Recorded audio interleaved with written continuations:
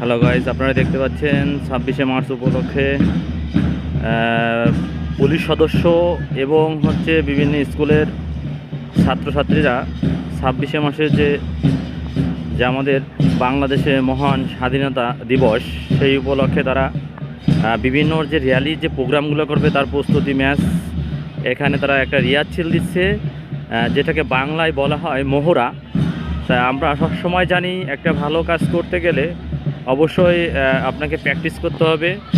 ইংলিশে একটা প্রবাদ আছে, practice makes a man perfect, গাইতে গাইতে গায়েন। তেমনইভাবে এরা দেখেন ছাত্ররা খুব কঠোর পরিশ্রম করে আজকে 25শে মার্চ, আজকে জানেন সবাই 1971 সালে 25শে মার্চ বাংলাদেশের জন্য একটা কালো রাত।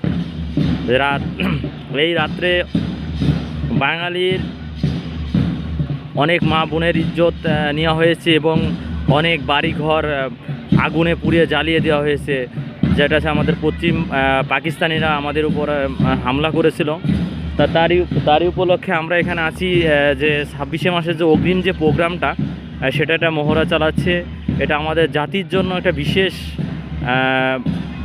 কৃতিত্ব একটা ব্যাপার বলা যায়, কারণ 1971 সালে থেকে আজকে আমরা 2025 সালে এসে পৌঁছেছি। এটা জাতির জন্য আমাদের শুভ একটা কামনার ব্যাপার যে তারা আজকে অকাতস্থিতে দেখেন ছোটো ছোটো বাচ্চারা রোদের মধ্যে, তারা হয়তো বাংলাদেশের ইতিহাসটা খুব ভালো করে জানে না, কিন্তু জানে শুধু যে বাংলাদেশে একটা স্বাধীন পতাকা পাওয়ার জন্য দেশের লক্ষ লক্ষ বীর সৈনিক তাদের জীবন দিয়েছে। ঠিক তেমনইভাবে চিরকাল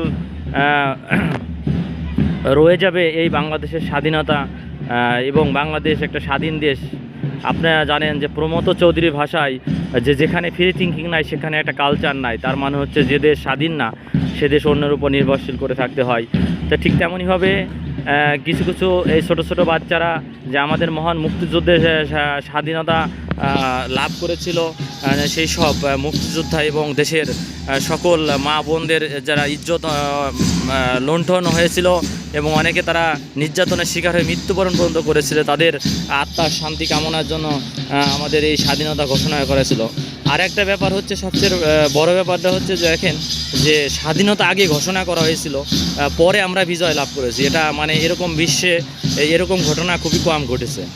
বিশেষ করে আপনারা দেখতে পাচ্ছেন যে আপনি একটা ঘোষণা দিয়ে মাঠে নামা, তার বিষয়ে বাংলাদেশে একমাত্র পৃথিবীর যারা 1971 26শে মার্চ তারা বাংলাদেশ স্বাধীন বলে ঘোষণা করেছিল, কিন্তু তারপরে তারা রক্তক্ষয়ী 9 মাস যুদ্ধের পরে তারা পেয়েছে বাংলাদেশের মহান স্বাধীনতা। ঠিক তেমনইভাবে সবার প্রচেষ্টায় বাংলাদেশের স্বাধীনতা স্বর্ণ শিখরে পৌঁছে যাক এবং প্রতিটা শহীদদের প্রতি আত্মার শান্তি কামনা করে আজকের মতন আমি এই ভিডিও এখানেই শেষ করছি। প্রতিটা ভিডিও দেখবেন। ধন্যবাদ সবাইকে।